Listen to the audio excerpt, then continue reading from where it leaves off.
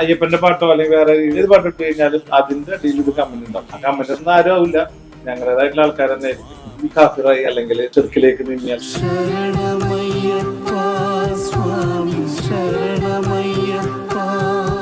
അയ്യപ്പന്റെ സോങ് ഇടാണെങ്കിൽ പറയാം ഒരു ഹിന്ദുവായി, യേശുവിന്റെ പാട്ടാണ് ഈ കലയ്ക്ക് മാത്രമില്ല എന്നുള്ളത് തിരിച്ചറിയാത്തതിന്റെ ഇത് നെഗറ്റീവിന്റെ പേരിൽ നമുക്ക് പോക്കില്ല, പണ്ട് മുതലേ ഇല്ല. അങ്ങനെയാണ് ഞങ്ങളോട് നിൽക്കില്ല. പൊന്മല നമ്മുടെ പുണ്യമല, പമ്പ നമ്മുടെ പുണ്യനദി. ഞാൻ പാടി കേട്ടിട്ടില്ല ആ പാട്ട്. ഇക്ക പാടിയിട്ടാണ് അത് കേൾക്കുന്നത്. അല്ല ഞാനാ സത്യം, അതെ, അതെ. ഞാൻ നേരത്തെ കാണാനല്ല. ഇപ്പത്തെ ഫേവറേറ്റ് ഏതാ ഇക്ക പാടുന്നത്? അഴകിയലയില്ല. ഫാമിലി ആയിട്ട് പാടുന്നതിന്റെ ഒരു പോസിറ്റീവ് ഗുണങ്ങൾ എന്തൊക്കെയാണ്? ഞങ്ങൾ പാട്ട് ഫാമിലി എന്ന് പറയുമ്പോ കുറച്ച് വ്യത്യസ്തമായിട്ടാണ് പോയിക്കൊണ്ടിരിക്കുന്നത്. ആളുകളായാലും അങ്ങനെ പറയുന്നുണ്ട്. ഓരോ സിംഹമലയും കാട്ടിൽ തുണയോടെ അലറും കാട്ടിൽ. പ്രേമിക്കുന്ന കാലഘട്ടത്തില് ഇക്ക ഏത് പാട്ട് പാടുന്നതായിരുന്നു ഇഷ്ടം കേൾക്കാൻ? പാട്ട് കേട്ടിട്ടല്ലോ. പാട്ട് കേട്ടിട്ടല്ലേ? അയ്യടാ. സച്ചിൻ ചേച്ചി ഒറ്റയ്ക്ക് ഏത് പാട്ടാ പാടാറ്? ഏറ്റവും കൂടുതൽ ആൾക്കാർക്ക് ഇഷ്ടമുള്ള പാട്ട് ഏതാ? അയ്യോ അത് എനിക്കെങ്ങനെ അറിയാം. അല്ല എല്ലാ പാട്ടും ഇഷ്ടാ. പാട്ട് പറഞ്ഞാൽ ഏതായാലും ഇഷ്ടമാണ്. അത് മുഖത്ത് ആ സന്തോഷത്തിലേ ഉണ്ട് എന്നുള്ളതാണ്. ഓരോ സിംഹമലയും കാട്ടിൽ തുണയോടെ അലറും കാട്ടിൽ വഴി മാറി വന്നു ചേർന്നു ഒരു കുഞ്ഞു മാൻകിടാവ്. ഓരോ സിംഹമലയും കാട്ടിൽ തുണയോടെ അലറും കാട്ടിൽ വഴി മാറി വന്നു ചേർന്നു ഒരു കുഞ്ഞു മാൻകിടാവ്. അമറുന്ന സിംഹമരികെ ഇരുളുന്ന രാത്രി അരികെ അറിയാത്ത കാട്ടിനുള്ളിൽ പിടയുന്ന നെഞ്ചുമായി ആരോരും കൂടെയില്ല ദലയുന്നു മാൻകിടാവ്. ആരോരും കൂടെയില്ല ദുഴറുന്നു മാൻകിടാവ്. ഓരോ സിംഹമലയും കാട്ടിൽ തുണയോടെ അലറും കാട്ടിൽ വഴി മാറി വന്നു ചേർന്നു ഒരു കുഞ്ഞു മാൻകിടാവ്. കൊള്ളാം, അടിപൊളിയായിട്ടുണ്ട്. ഈ പ്രേമിക്കുന്ന കാലഘട്ടത്തില് ഇപ്പൊ ഇക്ക ഏത് പാട്ട് പാടുന്നതായിരുന്നു ഇഷ്ടം കേൾക്കാൻ? ഏത് പാട്ടിലാണ്? പാട്ട് കേട്ടിട്ടല്ലോ. പാട്ട് കേട്ടിട്ടല്ലേ? അയ്യടാ അയ്യോ. അല്ല എനിക്ക് പാട്ട് അങ്ങനല്ല, ഞാൻ പാട്ടുകാരൻ കല്യാണമൊക്കെ എന്നുണ്ടെങ്കിലും പാട്ട് കണ്ടിട്ടൊന്നല്ല. അച്ഛൻ പാട്ട് ഒന്നല്ല കേട്ടാ, പാട്ട് പൊളിയാണ്. പക്ഷെ എന്നാലും ഇപ്പൊ ഒരുമിച്ച് പ്രോഗ്രാമിനൊക്കെ പോയിരുന്ന സമയത്ത് ഇക്ക ഏത് പാടുന്ന ഏതെങ്കിലും ഒരു പാട്ട് ഇഷ്ടം ഉണ്ടായിരിക്കുമല്ലോ. അങ്ങനെ പാട്ടൊന്നും ഇഷ്ടമല്ലായിരുന്നു? അല്ല ഇക്ക അന്ന് എപ്പോഴൊരു പാടുന്ന പാട്ട് ഗംഗയാറ് പിറക്കുന്നു അത് പാടും. അതിങ്ങനെ എപ്പോഴും ഇങ്ങനെ. പക്ഷെ ഇക്കെല്ലാം പാടുന്ന എനിക്ക് ഇഷ്ടമാണ്. പക്ഷെ പാട്ട് കേട്ടിട്ട് അങ്ങനെ ഒരു ഇത് വന്നതൊന്നല്ല. പാട്ടെല്ലാം അടിപൊളിയെ പാടും. പക്ഷെ എന്തോ ഒരു ഇഷ്ടം. പക്ഷെ ഇങ്ങനെ സംസാരിക്കും കൂടി ഉണ്ടായിരുന്നില്ല. ഒരു നൂരാഴ്ച സ്വഭാവം. അങ്ങനല്ല, നമ്മളിങ്ങനെ പരിപാടിക്ക് പോകുന്നില്ല. എന്തോ പറയാനുണ്ട് ഇതിനെ കുറിച്ച്? സംസാരിച്ചിരുന്നു? ഇല്ലല്ല, ഞാൻ സംസാരിക്കുന്നില്ല. അല്ല, ഞാൻ സംസാരിച്ചെന്ന് പറഞ്ഞു കഴിഞ്ഞാൽ ഒന്നുമില്ല. നമുക്ക് സംസാരിക്കാൻ പാട്ടിൽ അധികം സംസാരിക്കാൻ പാടില്ല, അച്ചക്ക് പോകും. കോൺഷ്യസ് ആയോണ്ടാ?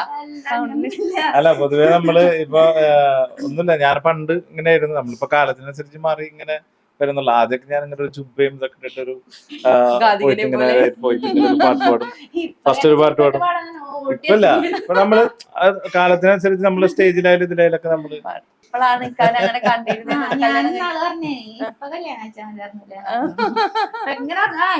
നിങ്ങളിപ്പോ ഇങ്ങനെ ഓരോ കല്യാണങ്ങളിലൊക്കെ പോകുമ്പോഴേ അന്നത്തെ കല്യാണം ഇന്നത്തെ കല്യാണം വ്യത്യാസം ഒന്നുകൂടി ആവാം. നിങ്ങൾക്ക് തന്നെ ഒന്നുകൂടി കല്യാണം ട്രെൻഡ്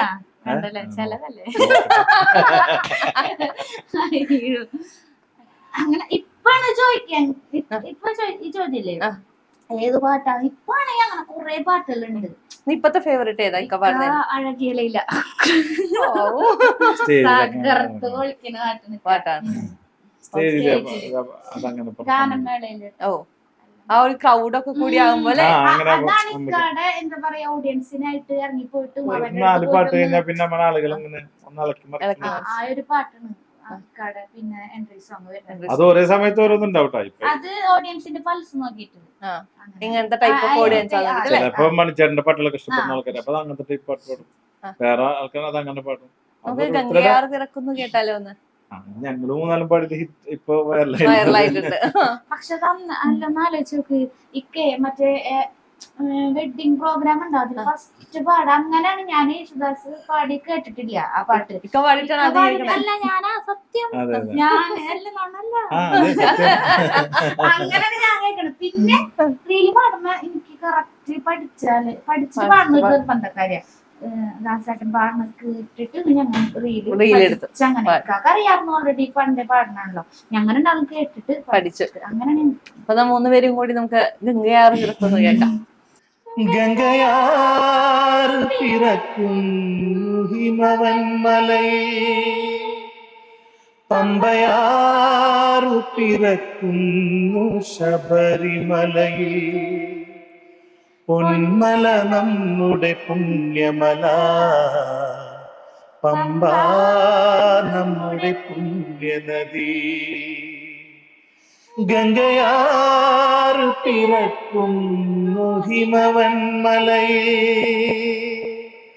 പമ്പയാറു പിറക്കുന്നു ശബരിമലയിൽ, പൊന്മല നമ്മുടെ പുണ്യമല, പമ്പ നമ്മുടെ പുണ്യനദി. പൊന്മല നമ്മുടെ പുണ്യമല, പമ്പ നമ്മുടെ പുണ്യനദി, പമ്പ നമ്മുടെ പുണ്യനദി, പമ്പ നമ്മുടെ പുണ്യനദി. ഓക്കെ, അടിപൊളിയായിട്ടുണ്ട്. ദിൽറുബ, ഇവര് ഈ ഭക്തിഗാനങ്ങളൊക്കെ പാടുന്നത് ജെൻസി ആണല്ലോ. എങ്ങനെയാണ് ജെൻസിക്ക് വേണ്ടി ഏതെങ്കിലും പാട്ടൊക്കെ പാടി കൊടുക്കാറുണ്ടോ? ഇല്ല, ഇവരുടെ ഒപ്പം ഇതേ വൈബാണ് പിടിക്കുന്നത്. പക്ഷെ എന്ന് വെച്ചാൽ ഇവർക്ക് കൂടുതലും ഓൾഡ് സോങ്ങുകൾ കേൾക്കാനൊക്കെ ഭയങ്കര ഇഷ്ടമാണ്. ഇപ്പത്തെ കുട്ടികൾക്ക് അങ്ങനെ ഉണ്ടോന്ന് അറിയില്ല. പക്ഷെ ഞാൻ പറയും പഴയ പാട്ടുകൾ കേട്ട് പഠിക്കുക, അതൊന്നും കൂടി കുറെ സംഭവങ്ങൾ പഠിക്കാനും ഭയങ്കര ഫീലുള്ള പാട്ടുകളല്ലേ പഴയ പാട്ട്. ഭയങ്കര ഫീലില്ല. അപ്പൊ മൂപ്പർക്ക് അതേ ഞങ്ങളുടെ അതേ സെയിം ടേസ്റ്റ് ആണ്. എന്നാല് ന്യൂജൻ പാട്ട് അല്ലാണ്ട് റീൽസൊക്കെ ട്രെൻഡിങ് അമ്മ റീൽസ് ഇൻസ്റ്റയില് ട്രെൻഡിങ് ഉണ്ട് വേഗം പാടിട്ടോ അങ്ങനെ വന്ന് പറയും. ഇപ്പൊ കേറിക്കോളൂന്നൊക്കെ. സോഷ്യൽ മീഡിയ നോക്കുന്നത് അവളാണോ മെയിൻ? അല്ലല്ല, ഇതൊക്കെ നോക്കുന്നത് അവൾക്ക് ഇങ്ങനെ നമ്മുടെ ഫോണിൽ തന്നെ നോക്കുമ്പോ അറിയാലോ. ട്രെൻഡിങ് കാണിച്ചു തരാൻ മൂപ്പരായിരിക്കും, ഇതാണ് ഇപ്പൊ ട്രെൻഡിങ്, അത് പാടിക്കോന്ന് പറയും.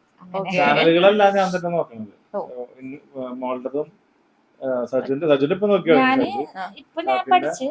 ആദ്യം നീ പറഞ്ഞ പോലെ എഡിറ്റ് ചെയ്യാനൊന്നും എനിക്ക് വ്ളോഗും കാര്യങ്ങളും ഇടാറുണ്ട്. അപ്പൊ അതൊന്നും എനിക്ക് തീരെ ഞാൻ പഠിച്ചു. കാരണം ഇക്കാരണം തന്നെ ഡിപ്പെൻഡ് ആയിക്കാരണം കട്ട് ചെയ്തായോ റെക്കോർഡിങ്ങും കാര്യങ്ങളും ഒക്കെ. നമ്മുടെ പാട്ടിന്റെ വീഡിയോഗ്രാഫർ എഡിറ്റർ കമന്റ് കൊടുക്കണ ആൾക്ക് അല്ലക്ക പറഞ്ഞിന്റെ കയറുന്ന കമന്റ് കൊടുക്കുക എത്ര വെച്ചിട്ടാ ഞാൻ കൊടുക്ക. അത് ഞാൻ ഏറ്റെടുത്തു. ഇൻസ്റ്റാഗ്രാം ഇതൊക്കെ ഞാൻ തന്നെ. അതെ, ഉറങ്ങുമ്പോ സമയം എല്ലാം കൂടി പരിപാടി. ഇപ്പൊ ഞാൻ വന്നപ്പോ ഉമ്മ പറയണ്ടായിരുന്നു നിങ്ങൾ ഇവിടെ വീട്ടിൽ തന്നെ കാണാൻ കിട്ടാറില്ല, യാത്രകളാണ്. അത് പറഞ്ഞത് ഇപ്പൊ നാളെ ഞങ്ങൾ പോയാലും നാളെ നീലേശ്വരം പോയി കഴിഞ്ഞാൽ പിന്നെ അട്ടപ്പാടി നേരെ കൊല്ലം, 3 ദിവസം കഴിഞ്ഞ് ഞങ്ങൾ വരുള്ളൂ. യാത്രകളൊക്കെ നന്നായി പോകാൻ പറ്റുന്നുണ്ട്. യാത്രകളാണ്. പിന്നെ തിരിച്ചു വരുമ്പോ അവരൊറ്റ കിടത്തും, പിന്നെ ഇവിടെ വന്നിട്ട് എനിക്കുള്ളൂ. ഇപ്പൊ ഒരു ഫാമിലി ആയിട്ട് പാടുന്നതിന്റെ ഒരു പോസിറ്റീവ് ഗുണങ്ങൾ എന്തൊക്കെയാണ് നിങ്ങൾക്ക് വളരെ പോസിറ്റീവ് ആയിട്ട് തോന്നിയിട്ടുള്ളത്? പോസിറ്റീവ് ഗുണം എന്ന് പറഞ്ഞാൽ നമ്മളെ വീട്ടില് മെയിൻ ആയിട്ട് ഒരു പോസിറ്റീവ് ആണ്. നമ്മൾ എല്ലാവരും പാട്ടുകാര്. നമ്മൾ രാവിലെ തന്നെ എഴുന്നേൽക്കുമ്പോൾ എന്തെങ്കിലും പാട്ടും കാര്യങ്ങളും ഇതായിട്ട് നമ്മൾ അങ്ങോട്ടും ഇങ്ങോട്ടും പാടുന്നത്, നമ്മള് അടുത്ത പാട്ട് ചെയ്ത് പാടണം, അല്ലെങ്കിൽ എന്ത് ചെയ്യണം, എങ്ങനെ കൊടയണം, അങ്ങനത്തെ ഇതാണ്. നമ്മൾ ഫുള്ള് ചർച്ചകൾ അതായിരിക്കും. പിന്നെ പ്രോഗ്രാംസിന്റെ കാര്യങ്ങളായിരിക്കും. പിന്നെ അടുത്ത കാര്യങ്ങൾ എന്താ ചെയ്യേണ്ടത്, അടുത്ത പരിപാടിക്ക് എന്താ ചെയ്യേണ്ടത്.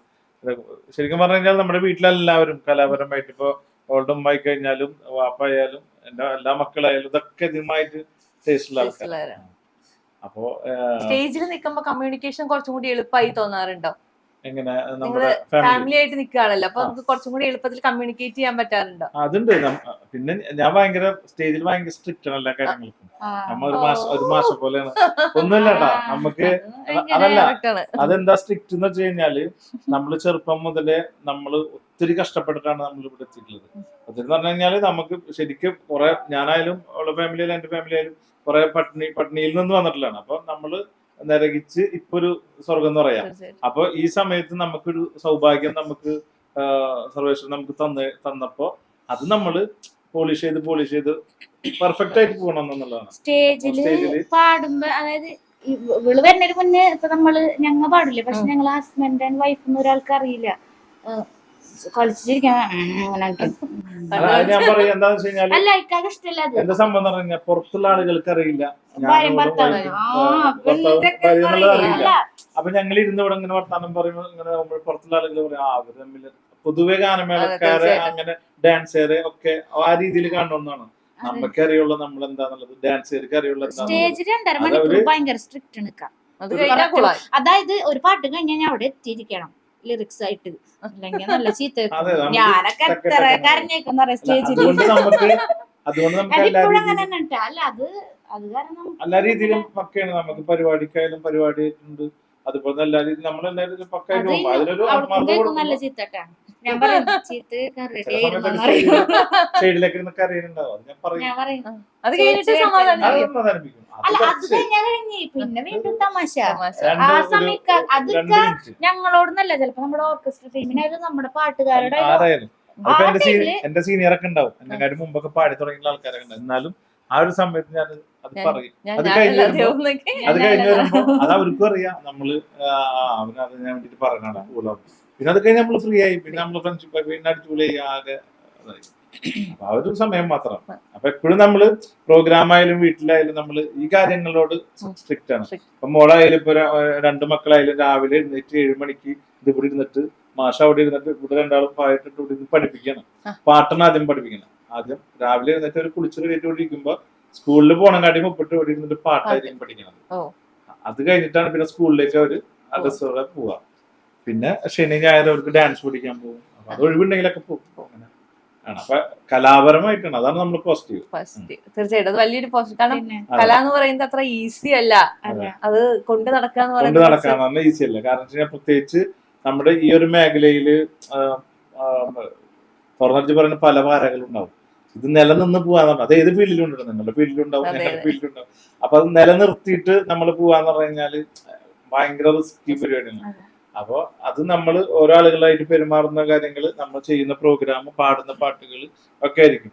അപ്പൊ എല്ലാത്തിനും ഞങ്ങൾക്ക് ഈ പ്രോഗ്രാമായാലും ഞങ്ങൾ പാട്ട് ഫാമിലി എന്ന് പറയുമ്പോൾ കുറച്ച് വ്യത്യസ്തമായിട്ടാണ് പോയിക്കൊണ്ടിരിക്കുന്നത്. ആളുകളായാലും അങ്ങനെ പറയുന്നുണ്ട്. എന്താണെന്നറിയില്ല, ഞങ്ങൾ സെലക്ട് ചെയ്യുന്ന പാട്ടുകൾ അങ്ങനത്തെ ആയതുകൊണ്ടായിരിക്കാം. നെഗറ്റീവ് കമന്റുകൾ വരാറുണ്ടോ? ശരിയുണ്ട്. എന്താണ് പറഞ്ഞു വെക്കാറുള്ളത്? നെഗറ്റീവ് കമന്റ് എന്ന് പറഞ്ഞു കഴിഞ്ഞാൽ ഫേസ്ബുക്കിലൊക്കെ നമ്മളിപ്പോ ഒരു അയ്യപ്പന്റെ പാട്ട് ഇട്ട് കഴിഞ്ഞാല് ചിരിക്കണം പറയുന്നത്. കാരണം കമന്റുകൾ ഇടയ്ക്കിടയ്ക്ക് നോക്കല്. അപ്പൊ കമന്റുകൾ എന്ന് പറഞ്ഞു കഴിഞ്ഞാൽ നമ്മളിപ്പോ ഒരു അയ്യപ്പന്റെ പാട്ടോ അല്ലെങ്കിൽ വേറെ ഏത് പാട്ട് ഇട്ട് കഴിഞ്ഞാലും അതിന്റെ അടിയിൽ ഒരു കമന്റ് ഉണ്ടാവും. ആ കമന്റ് ഒന്നും ആരും ആവില്ല, ഞങ്ങളുടേതായിട്ടുള്ള ആൾക്കാർ തന്നെ ആയിരിക്കും. അപ്പൊ കാഫിറായി അല്ലെങ്കിൽ നീ ഷിർക്കിലേക്ക് നീങ്ങി അല്ലെങ്കിൽ അങ്ങനത്തെ രീതിയിലാണ്. അയ്യപ്പന്റെ സോങ് ആണെങ്കിൽ പറയാം ഹിന്ദുയി, യേശുവിന്റെ പാട്ടാണ് മുസ്ലിംസിന്റെ പാട്ട് ഞങ്ങൾ മുസ്ലിം തന്നെയാണല്ലോ. അങ്ങനത്തെ കുറെ ചർച്ചകളൊക്കെ വരലുണ്ട് പല രീതിയിലും. കലയ്ക്ക് മതമില്ല എന്നുള്ളത് തിരിച്ചറിയാത്തതിന്റെ ഇത് എന്റെ അവിടെ ഒന്നും കുഴപ്പമില്ല. ഞാനിപ്പോ പറഞ്ഞില്ല, അപ്പൊ ഇത്രയും വർഷമായിട്ട് പാടുമ്പോ എന്റെ സർക്കിളിലുള്ള സുഹൃത്തുക്കളും ബന്ധുമിത്രാദികളൊക്കെ ഞങ്ങളെ കുറിച്ചിട്ട് അറിയാം. പക്ഷെ ഞങ്ങളെ കുറിച്ച് അറിയാത്ത ആൾക്കാരായിരിക്കും ഇത് പറയുന്നുണ്ടാവുക. അവര് എന്റെ കൂടെ ഒരാഴ്ച നടന്നു കഴിഞ്ഞാൽ എന്നെ കുറിച്ചിട്ട് മനസ്സിലാവും. അപ്പൊ പിന്നെ പറയില്ല. അങ്ങനത്തെ ഒത്തിരി പേരുണ്ട് കേട്ടോ. എനിക്ക് മെസ്സേജ് വാട്സപ്പിലൂടെ മെസ്സേജ് ചെയ്തിട്ട് ഞാൻ അവരെ പേഴ്സണലി കണ്ടിട്ട് അവര് ഭയങ്കര സുഹൃത്തുക്കളായിട്ടുള്ള ആളുകളൊക്കെ ഇപ്പോഴും ഉണ്ട് എനിക്ക്. അപ്പൊ അങ്ങനെ നമ്മളത് മൈൻഡ് ചെയ്യില്ല. പിന്നെ നമ്മള് ആരെന്തിട്ട് കഴിഞ്ഞാലും നമ്മളെ ഇതുവരെ ആരും തെറി വിളിച്ചിട്ടില്ല കേട്ടോ. പക്ഷെ വേറെ ബാഡ് കമന്റുകളൊക്കെയാണ് ഇടുക. പക്ഷെ നമ്മൾ തെറി വിളിച്ചിട്ട് ഒരു സാധനം ഇട്ടില്ല. അപ്പൊ അവർക്ക് നമ്മളൊരു പുഞ്ചിരിച്ചത് കൊടുക്കും, ഒരു ലവ് ചിഹ്നം കൊടുക്കും, ഒരു താങ്ക്സ് കൊടുക്കും. അവർക്കുള്ള മറുപടി വേറെ മീൻസ് നമ്മുടെ നമ്മൾ കൊടുക്കണ്ട. നമ്മ കൊടുക്കാറില്ല, ഇതുവരെ കൊടുത്തിട്ടില്ല. പക്ഷെ വേറെ അല്ലെ കമന്റ് ബോക്സിൽ ഇട്ട് കമന്റ് ഇട്ടാല് അതിന് റിപ്ലൈ നമ്മ കൊടുക്കണ്ട. അതിന്റെ ഒരു 10-100 കമന്റ് നമ്മൾ ഇഷ്ടപ്പെടുന്ന ആൾക്കാർ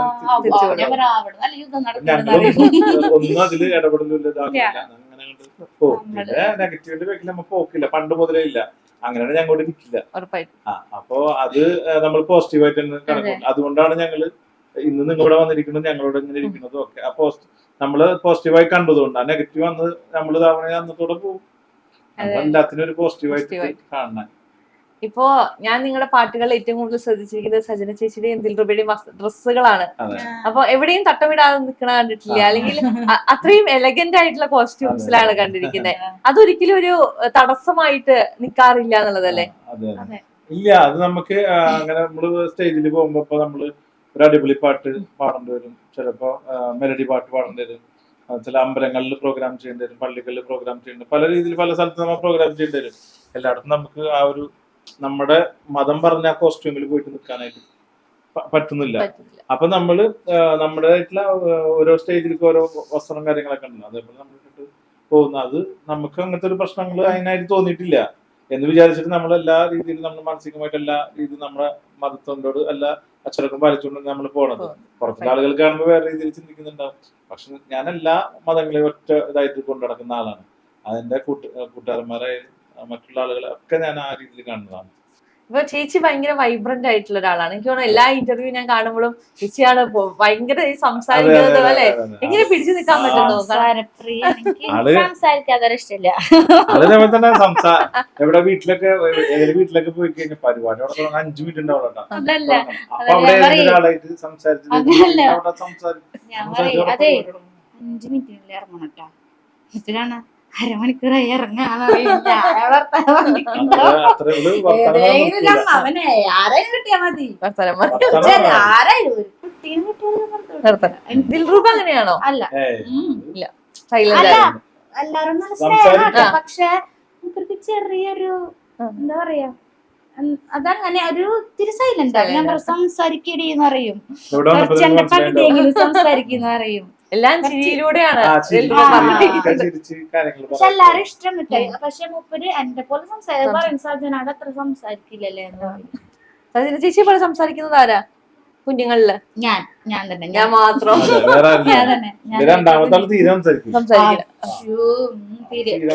പിന്നെ മോനാണോ സംസാരിക്കാൻ?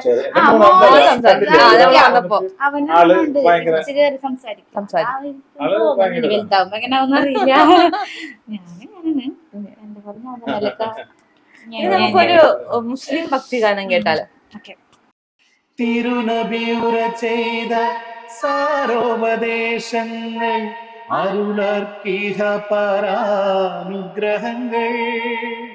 തിരു